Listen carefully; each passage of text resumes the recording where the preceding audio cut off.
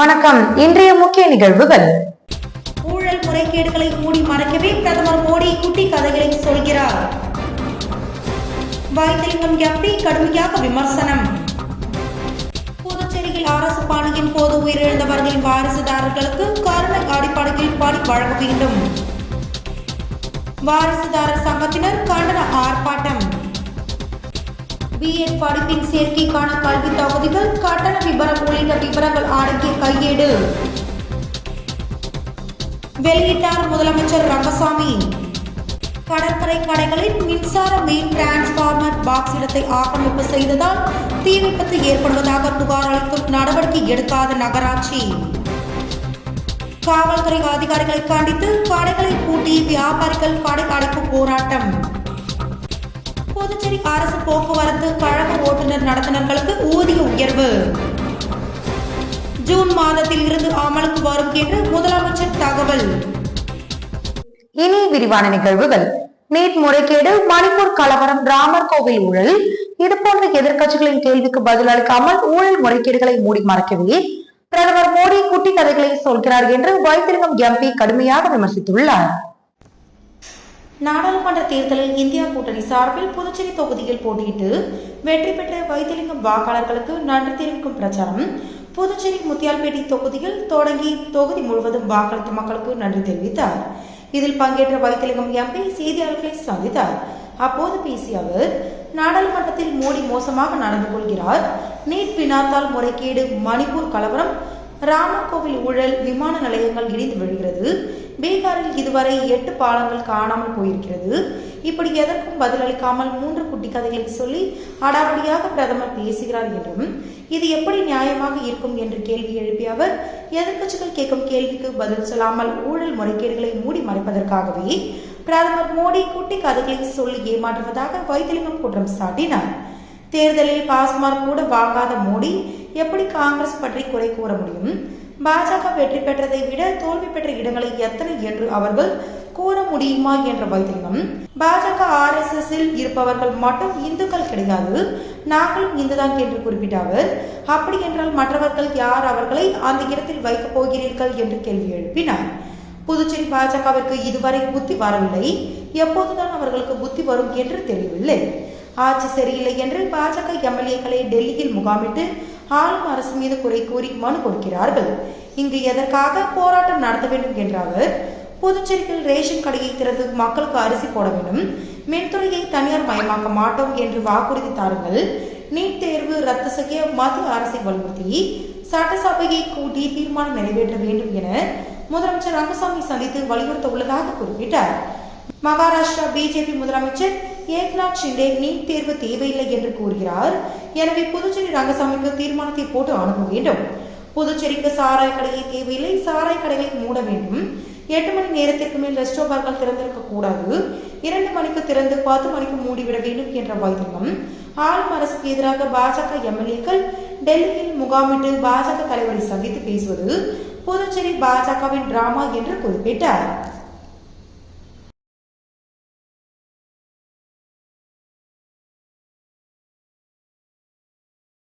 புதுச்சேரியில் அரசு பணியின் போது உயிரிழந்தவர்களின் வாரிசுதாரர்களுக்கு கருணை அடிப்படையில் பணி வழங்க வேண்டும் என்று வலியுறுத்தி வாரிசுதாரர் சங்கத்தினர் கண்டன ஆர்ப்பாட்டத்தில் ஈடுபட்டனர்.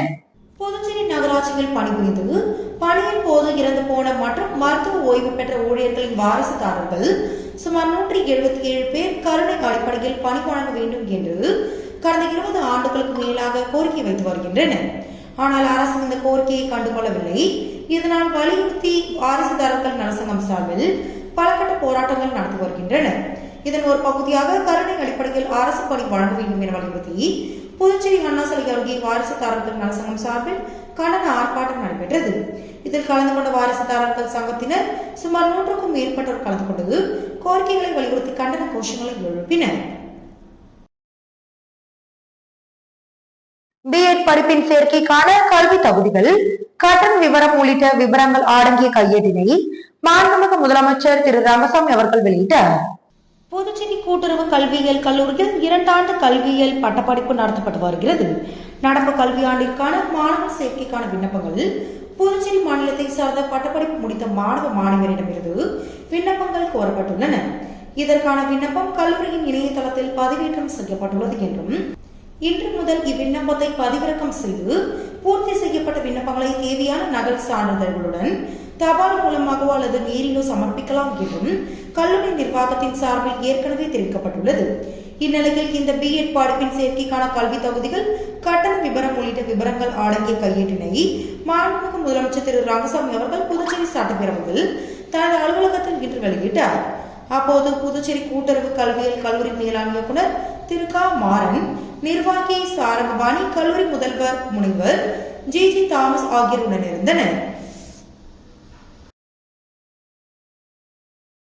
புதுச்சேரி நகராட்சி சார்பில் ஒதுக்கப்பட்ட கடற்கரை கடைகளின் மின்சார மெயின் டிரான்ஸ்பார்மர் பாக்ஸ் இடத்தை ஆக்கிரமிப்பு செய்ததால் தீ விபத்து ஏற்படுவதாக புகார் அளித்தும் நடவடிக்கை எடுக்காத நகராட்சி மற்றும் காவல்துறை அதிகாரிகளை கண்டித்து கடைகளை பூட்டி வியாபாரிகள் கடையடைப்பு போராட்டத்தில் ஈடுபட்டனர்.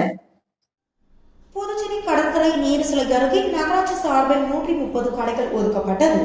புதுச்சேரிக்கு வருகை தரும் சுற்றுலா பயணிகள் மற்றும் பொதுமக்கள் உணவு உட்பட அத்தியாவசிய தேவைக்காக அரசு சார்பில் ஏற்கனவே கடற்கரை ஓரங்களில் கடை வைத்திருந்த வியாபாரிகளுக்கு ஒதுக்கப்பட்ட நிலையில் இன்று வரை இங்கு மின்சாரம், குடிநீர் உட்பட எந்தவித அடிப்படை வசதிகளும் அரசு சார்பில் செய்து தரவில்லை.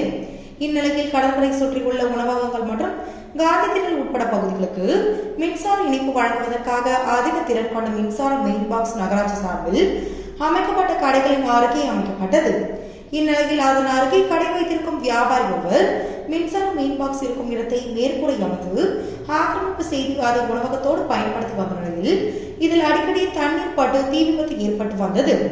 இது குறித்து செந்தமிழ் காவலன் கடற்கரை சாலை சிறு வியாபாரிகள் நலசங்கம் சார்பில் அங்கு கடை வைத்திருக்கும் 130க்கும் மேற்பட்ட வியாபாரிகள் சங்க தலைவர் அருண் தலைமையில் நகராட்சி மற்றும் காவல்துறையிடம் புகார் அளித்தனர். ஆனால் புகார் அளித்து இதுவரை எந்தவித நடவடிக்கையும் எடுக்காததால் வியாபாரிகள் அனைவருக்கும் ஒன்றிணைந்து கடைகளை முழுமையாக அடைத்து ஒரு போராட்டத்தில் ஈடுபட்டனர். இதனால் கடற்கரைக்கு வந்த சுற்றுலா பயணிகள் மற்றும் பொதுமக்கள் உணவு, தண்ணீர் உட்பட அத்தியாவசிய பொருட்கள் கிடைக்காமல் அவதிக்குள்ளாகினர்.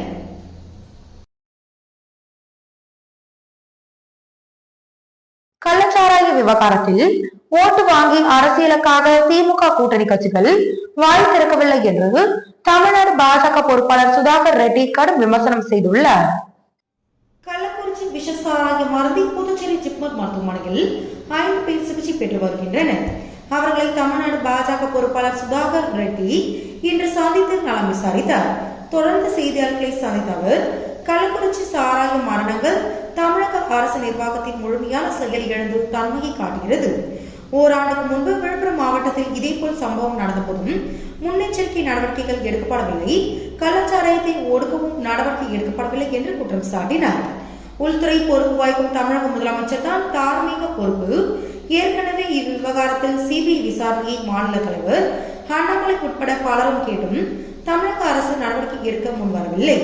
அரசு ஆதரவுடன் தமிழ்நாடு முழுவதும் டாஸ்மாகில் அதிக விலைக்கு மதுபானங்கள் விற்பதால் குறைந்த விலைக்கு விற்கப்படும் கள்ளச்சாராயத்தை மக்கள் நாடி வருவதால் இந்த உயிரிழப்புகள் நேரிடுகின்றன என்று தெரிவித்தார். கள்ளச்சாராயம் மற்றும் போதை ஒழிப்புக்கு மத்திய அரசின் உதவியுடன் தமிழக அரசு நடவடிக்கைகளை கடுமையாக எடுக்க வேண்டும். அதனை அடுத்து மாநில அரசுகள் மீதும் அண்டை மாநிலங்களும் புகார் கூறி தப்பித்துக் கொள்ளக்கூடாது என்றும், இறந்தவர்கள் குடும்பத்திற்கு 10 லட்சம் ரூபாய் நிவாரணம் வழங்குவது மட்டும் போதாது, அவர்களது குடும்பத்திற்கு வேலைவாய்ப்பு அளிக்க வேண்டும். மருத்துவமனையில் இருப்பவர்களுக்கு அரசு மூலம் இலவச சிகிச்சை வழங்க நடவடிக்கை எடுக்க வேண்டும். இந்த உயிரிழப்பு என்பது மிகப்பெரிய பிரச்சனை. ஆனால் திமுகவின் கூட்டணியில் இருப்பதால் காங்கிரஸ் உள்ளிட்ட கட்சிகள் வாய் திறக்கவில்லை. காரணம் அவர்களுக்கு ஓட்டு வங்கி அரசியல் என சுதாகர் ரெட்டி விமர்சித்தார். நீட் குறித்து நடிகர் விஜய் கருத்துக்கு தமிழக அரசும் நீட்டிற்கு எதிராக போராடுபவர்களும் நீட் விவகாரத்தை அரசியலாக்க வேண்டாம், இளைஞர்களின் வாழ்க்கையில் விளையாட வேண்டாம் என சுதாகர் ரெட்டி பதிலளித்தார். புதுச்சேரி அரசு போக்குவரத்து கழக ஓட்டுநர் நடத்துனர்களுக்கு ஊதிய உயர்வு வழங்கப்பட்டது. புதுச்சேரி சாலை போக்குவரத்து கழக ஊழியர்களின் நீண்ட நாள் கோரிக்கையை ஏற்று ஒப்பந்த ஓட்டுநர்களின் மாத ஊதியத்தை ரூபாய் 10,804 இருந்து ரூபாய் 16,796 வரை உயர்த்தப்பட்டுள்ளது. ஒப்பந்த நடத்துனர்களின் மாத ஊதியத்தை ரூபாய் 10,656 இருந்து ரூபாய் 16,580 வரை உயர்த்தப்பட்டுள்ளது.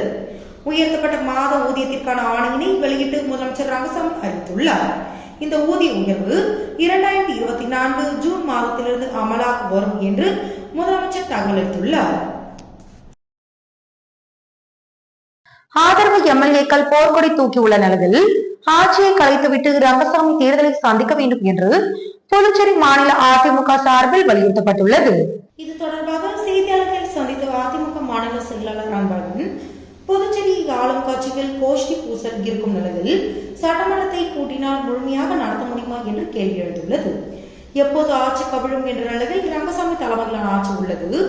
எனவே முதலமைச்சர் ரங்கசாமி தானாகவே பதவி விலகி சட்டமன்ற தேர்தலை சந்திக்க வேண்டும் என்று அவர் கேட்டுக்கொண்டார். ஆளும் அரசுக்கு எதிராக பாஜக எம்எல்ஏக்கள் போர்க்கொடி தூக்கியுள்ளதால் புதுச்சேரியில் ஒரு அசாதாரணமான சூழ்நிலை விலகி வருகிறது. ஆனால் இவர்களை பாஜக மேலிடம் கண்டுக்கவில்லை என்றும் குற்றம் சாட்டிய அன்பழகன், இந்த நிலையில் சட்டமன்றம் கூடினால் மக்கள் நல திட்டங்களை நிறைவேற்ற முடியுமா என்ற கேள்வியும் எழுந்துள்ளது என்று தெரிவித்தார். சட்டமன்ற உறுப்பினர்களின் போஸ்ட் பூசல் விவகாரத்தில் உள்துறை அமைச்சர் நமச்சிவாயம், சபாநாயகர் செல்வம் ஏன் தலைவர்களை என்று கேள்வி எழுப்பிய அவர், எல்லாம் கூட்டு சேர்ந்து கூட்டு சதி செய்கிறார்களா என்ற சந்தேகம் எழுவதாகவும் தெரிவித்தார். 2 ஆண்டு கால மக்கள் பிரச்சனையில் மௌனமாக இருந்து தற்போது முதலமைச்சரை சந்திப்பேன் என்று காங்கிரஸ் தலைவர் வைத்திலிங்கம் கூறுவது கோஷ்டி பூசலை தமக்கு சாதகமாக பயன்படுத்திக் கொள்ளும் வகையில் காங்கிரஸ் கட்சியின் நடவடிக்கைகள் அமைந்துள்ளது என்று குற்றம் சாட்டினார்.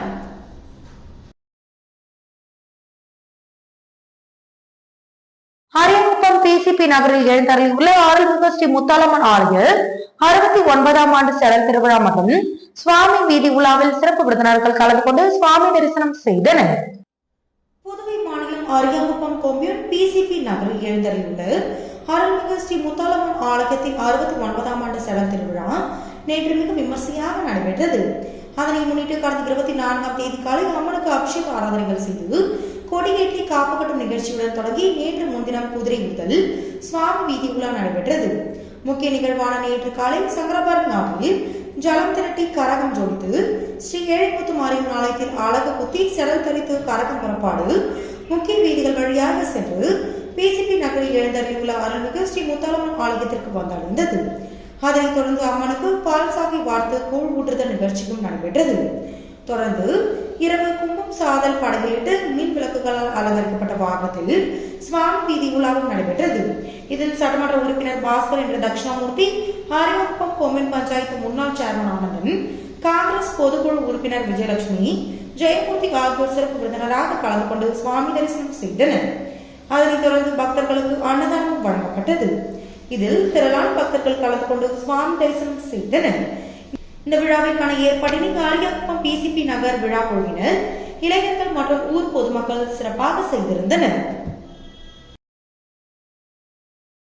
அனைத்து துறைகளிலும் தோல்வியுற்று மக்களாட்சி தகுதி இழந்த ரங்கசாமி தலைமையிலான அரசை ஜனாதிபதி டிஸ்மிஸ் செய்ய வேண்டும் என்றும் புதுச்சேரி மாநில மக்கள் முன்னேற்ற கழகத்தின் சேர்மன் ஆர்.எல். வெங்கட்ராமன் கோரிக்கை விடுத்துள்ளார். புதுச்சேரியில் ரங்கசாமி தலைமையிலான அரசு அனைத்து துறைகளிலும் தோல்வி அடைந்துள்ளது. நடந்து முடிந்த பாராளுமன்ற தேர்தலில் இரட்டை என்ஜின் ஆட்சி 2 தொகுதிகளை தவிர அனைத்து தொகுதிகளிலும் தோல்வி அடைந்துள்ளது. இது மக்களாட்சி தகுதி ரங்கசாமி தலைமையிலான அரசு இழந்துள்ளதையே காட்டுகிறது. முதல்வர் ரங்கசாமி தலைமையில் பஞ்ச பாண்டவர்களை போல் இருக்கின்ற அமைச்சர்கள் மக்களை பஞ்சத்தில் வீழ்த்தியிருப்பது வேதனைக்குரிய விஷயமாகும். மின் கட்டண உயர்வு, தவறான புதிய கல்விக் கொள்கை, போலீசாரால் கட்டுப்படுத்த முடியாத கஞ்சா விற்பனை, பொதுப்பணித்துறையை ஜப்தி செய்யக்கூடிய நிலை, உழவர்கரை தொகுதியில் விஷவாயு தாக்கி 3 பெண்கள் பலியான விவகாரம், காரைக்கால் விவசாயிகள் பிரச்சனை, சந்தன மரம் கடத்தல் விவகாரம், ஆதிதிராவிடர் நலத்துறைக்கு சந்திர பிரியங்காவிற்கு பிறகு தனி அமைச்சர் நியமிக்காததும், இலாக்காவே இல்லாமல் பதவி சுகமான குவித்து வரும் ஒரு அமைச்சரை புதுவை தவிர வேறு எந்த மாநிலத்திலும் பார்க்க முடியாது. ரேஷன் கடையை திறப்போம் என்று வாக்குறுதி அளித்துவிட்டு ரேஷன் கடையை இல்லாத துறைக்கு ஒரு அமைச்சரை நியமித்து மக்களை ஏமாற்றுவது எந்த விதத்தில் நியாயம்? காமராஜர் ஆட்சியை நடத்துவோம் என்று கூறிவிட்டு கலாச்சார சீரழிவை ஏற்படுத்தும் ரெஸ்டோ பார்கள் எங்கு பார்த்தாலும் திறந்தும், மதுபான தொழிற்சாலைகள் திறந்தும் ஆன்மீக புதுவையை மதுபான புதுவையாக மாற்றியுள்ளது முதல்வர் ரங்கசாமியை சேரும் என்றும், இரட்டை என்ஜின் ஆட்சியில் அதிருப்தி எம்எல்ஏக்கள் உள்ள ஒரு என்ஜின் தற்போது வடக்கு புறமும் மற்றொரு என்ஜின் வேறு புறமும் செல்வதற்கு முதல்வர் என்ன பதில் சொல்ல போகிறார் என்றும், முதல்வரும் அமைச்சர்களும் ஏஜென்ட்டுகள் மூலம் லஞ்ச பணம் பரிவர்த்தனைகள் செய்கின்றனர் என்றும், ஆட்சியில் லஞ்சம் தலைவிரித்து ஆடுகிறது என்றும் கூட்டணி ஆட்சியில் அங்கம் வகிக்கின்ற எம்எல்ஏ பகிரங்கமாக குற்றம் சாட்டுகிறார். இதிலிருந்து முதல்வர் ரங்கசாமி தலைமையிலான அரசு அனைத்து துறைகளிலும் தோல்வியடைந்து மக்களாட்சி தகுதியை இழந்துவிட்டது என்பது வெட்ட வெளிச்சமாகியுள்ளது. ஆகவே புதுவை மக்கள் நலன் கருதி ஜனாதிபதி அவர்கள் உடனடியாக தலையிட்டு மக்களாட்சி தொகுதியிலிருந்து மக்கள் விரோத புதுவை அரசு இந்திய அரசியலமைப்பு சட்டப்பிரிவு 356 படி டிஸ்மிஸ் செய்ய வேண்டும் என்று ஆர்வில் வெங்கட்ராமன் அவர்கள் கேட்டுக்கொள்கிறார். திருவேணி நகர் ஆரல்மிகு ஸ்ரீ திரிபுர சுந்தரி உடனுரை ஸ்ரீ திருவேணீஸ்வரர் ஆலயத்தில் தேய்பிரை பிரதோஷ வழிபாடு வெகு சிறப்பாக நடைபெற்றது. புதுச்சேரி மாநிலம் வில்லியனூர் சட்டமன்ற தொகுதிக்குட்பட்ட வில்லியனூர் மாநகரி திருவேணி நகர் பகுதியில் அமைந்துள்ள அருள்மிகு ஸ்ரீ திரிபுர சுந்தரி உடனுரை ஸ்ரீ திருவேணீஸ்வரர் ஆலயத்தில் தேய்பிரை பிரதோஷ வழிபாடு வெகு சிறப்பாக நடைபெற்றது. முன்னதாக சுவாமிக்கு பால், தயிர், இளநீர், சந்தனம், விபூதி, பஞ்சாமிர்தம், பன்னீர் உள்ளிட்ட பல்வேறு திரவியங்களால் அபிஷேகம் செய்யப்பட்டது. தொடர்ந்து நடைபெற்ற பிரதோஷ வழிபாட்டில் திரளான பக்தர்கள் கலந்து கொண்டனர். இதனைத் தொடர்ந்து சுவாமிக்கு பூஜைகள் செய்யப்பட்டு மகா தீபாரதனை காண்பிக்கப்பட்டது. இதனைத் தொடர்ந்து பிரதோஷ நாயகர் உட்புறப்பாடு வலம் வருதல் நிகழ்ச்சியும் வெகு சிறப்பாக நடைபெற்றது. இதில் பக்தர்கள் திரளானோர் கலந்து கொண்டு சுவாமி தரிசனம் செய்தனர். தொடர்ந்து இவ்விழாவில் கலந்து கொண்ட பொதுமக்கள் அனைவருக்கும் அன்னதானமும் வழங்கப்பட்டது. இந்நிகழ்ச்சிக்கான ஏற்பாட்டினை அறங்காவலர் குழு மற்றும் திருவேணி நகர் பக்த அன்பர்கள் சிறப்பான முறையில் செய்திருந்தனர். இன்றைய நிகழ்வுகள் இத்துடன் நிறைவடைகின்றன. வணக்கம்.